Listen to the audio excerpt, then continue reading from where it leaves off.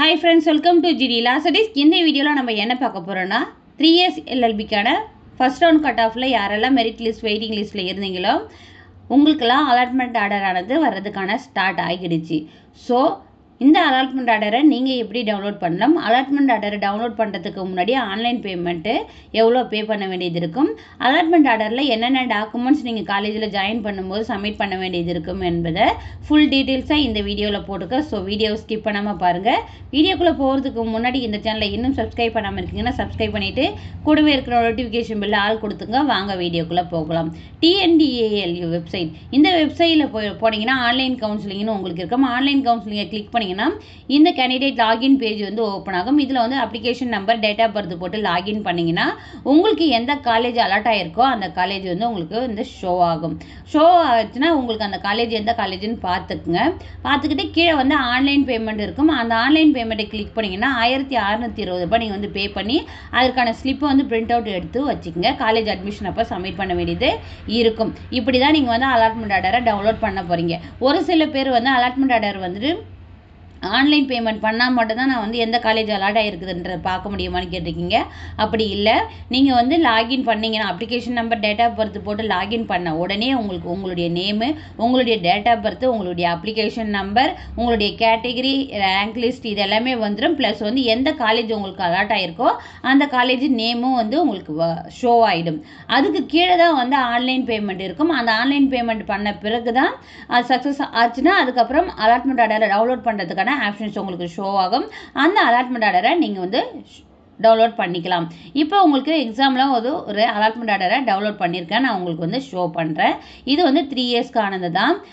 இப்போ வந்துட்டு இந்த அலாட்மெண்ட் ஆர்டர் டவுன்லோட் பண்ணிவிட்டு நீங்கள் வந்து 28/8/2024, அதாவது இன்றைக்கு முடிஞ்சிச்சு, நாளைக்கு 29/8/2024 நீங்கள் வந்து காலேஜில் போயிட்டு அட்மிஷன் போடணும். அட்மிஷன் போடும்போது என்னென்ன டாக்குமெண்ட்ஸ் நீங்கள் சப்மிட் பண்ண வேண்டியது இருக்குன்னா, உங்களுடைய 10th mark sheet, 12th mark sheet original submit பண்ண வேண்டியது இருக்கும்.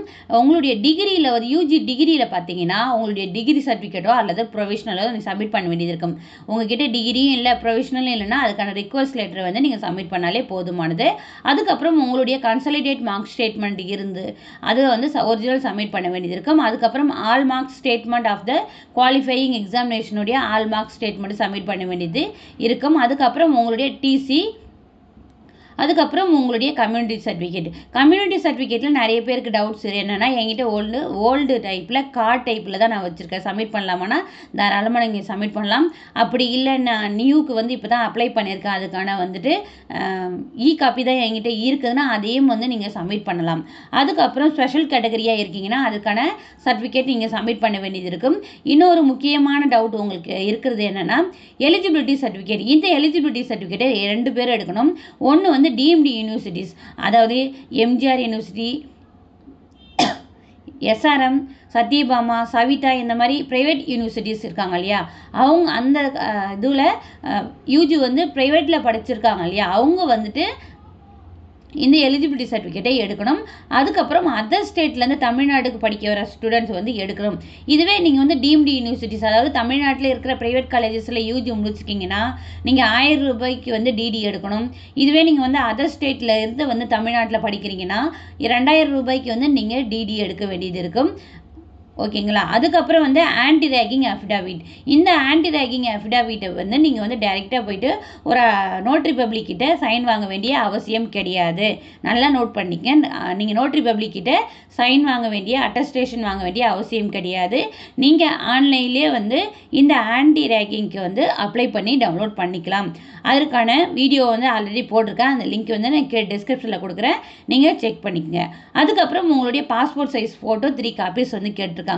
அதுக்கப்புறம் 1 செட் ஆஃப் ஜெராக்ஸ் காப்பீஸ், அதாவது முன்னாடி நம்ம பார்த்தோம்லையே, இதுக்கு முன்னாடி பார்த்த லிஸ்ட்டில் இருக்கிற டாக்குமெண்ட்ஸ் அதை எல்லாத்தையுமே வந்து ஒரு செட்டு ஜெராக்ஸ் காப்பி கேட்டிருப்பாங்க. நீங்கள் 2 or 3 கூட எடுத்துகிட்டு போங்க, அது ஒன்றும் வேஸ்ட்டாக போகிறது இல்லை.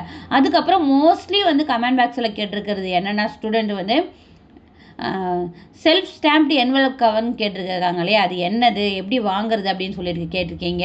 நீங்கள் வந்து உங்கள் நியர்பை போஸ்ட் ஆஃபீஸ் இருக்காங்க இல்லையா, போஸ்ட் ஆஃபீஸில் போயிட்டு கேளுங்க. 5 ரூபீஸ் ஸ்டாம்ப்பு அப்படின்னு சொல்லிட்டு சொல்லுங்கள். அதில் வந்து கொடுப்பாங்க, உங்களுக்கு வெள்ளையாக ஒன்று கொடுப்பாங்க.